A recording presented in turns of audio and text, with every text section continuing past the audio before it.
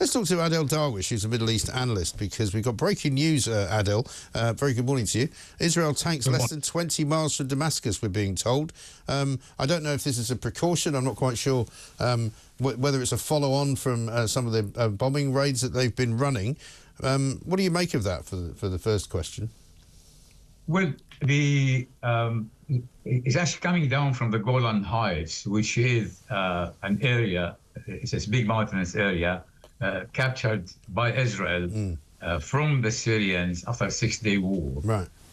And there was sort of in 1974, there was an agreement of ending the Yom Kippur War.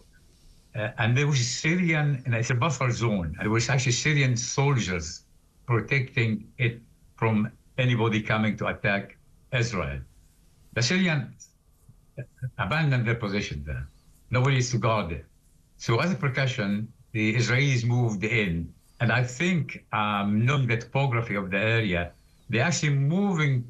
It's actually a road to Damascus, no pun intended, but it's actually going down. It's still quite uphill. Right. So I think they're taking all the high ground just in case someone actually go through the Golan Heights. Right. I don't think it would be wise if they can go all the way to Damascus. No. So they're not on their way into Damascus, as it were, which is what that sort of breaking news would suggest. So I take your point. Tell us, first of all, what you think is likely to happen over the next few days and weeks, of course, with the new... well, I don't really want to call it a government, but with the new rebels who are in charge. Well, so far, the person, his name is Mohammed Bashar, he used to be in Idlib with the Hayat Tahrir Sham, now in control. And the Idlib was just run like at many Islamic state, where it's a strict Islamic law there. He himself belonged to an organization called Jabhat al-Nusra, and they are even on the right, more extreme of the Hayat Tahrir Sham. And he's now appointed as a caretaker, as a caretaker prime minister there to replace the outgoing prime minister. Right. That actually might be good news for those who don't like Bashar al-Assad, but it's not exactly good news for the women, for liberals, for minorities, especially Alawite minorities who are actually on the Mediterranean coast, from which the Assad family came. The others are obviously Christians and Armenians, and especially the Kurds. Now, again, the thing I'm also worried about is the Kurds there are the most progressive part of the rebellion there, and the urban area in the northeast. Now, the Americans want to give them some kind of autonomy, but the Turks, I'm almost certain that the new rulers in Damascus are going to make a deal, not only make a deal with them, the Turks will manipulate them and pull their strings, because Turkey is the main beneficiary here. Right. And these Kurds then will be actually suppressed by the Turks, because part of the Turkish Kurds want an independence. Now, also the Al-Qaeda, the former Islamic State terrorists, hundreds of them are actually being held by these Kurds.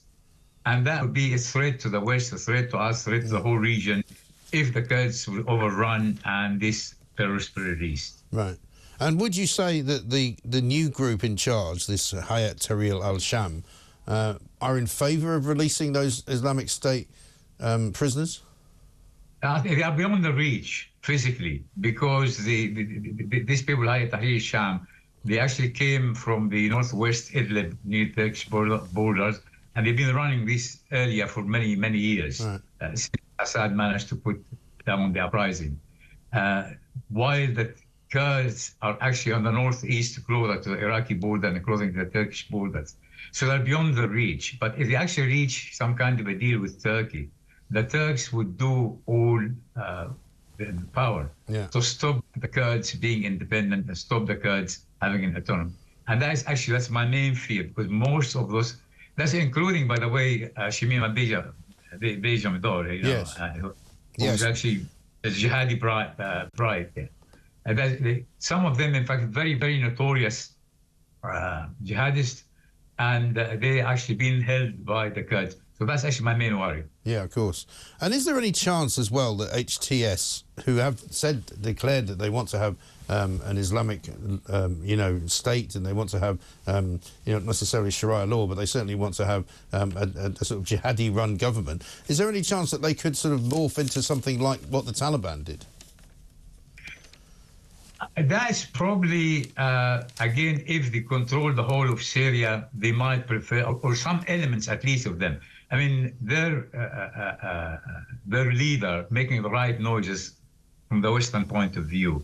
But if we cast our mind back, the way the Taliban were negotiating in Qatar with the West and with the United States, they said they made all the right noises, they said all the right things, and then they stopped women and girls going to schools and suppressed medical facilities and all of that. Right. Syria is slightly different because the balance of power, different groups and different regional players playing parts there. But again, who actually controlled Damascus, the capital, who controlled the finance, controlled the decision, who will be issuing the passports? They will be pro-Turkey Islamic group. It might be more moderate than Taliban. But let's again bear in mind that even the moderate Islamist does not believe in democracy. They think democracy is actually blasphemous because it's a man-made law. They only follow the law of God as they see it. Yeah, absolutely right. And just one final one for you, Adel. Benjamin Netanyahu takes the witness stand, I think, today for the first time in his trial on corruption allegations. What's going to happen? Well, he is makes history, go to the Guinness Book of Records, as the first Israeli prime minister to face criminal charges. Actually, so there are 3 cases on actually bribes and accepting champagnes and cigars and all of that, and also bribing, trying to influence the media to get a good image about him. I think, knowing Netanyahu, he's very clever. He is sort of, many people, the liberal section of society, Israel, and the Democrats dislike him, dislike his wife. But knowing Netanyahu and watching him over many, many years, he might actually go more and more into military adventures in order to get more sympathy and support from the public. And that's will add another complication into a very complicated situation in the Middle East. Yeah. Adel, good to talk to you. Thanks very much indeed.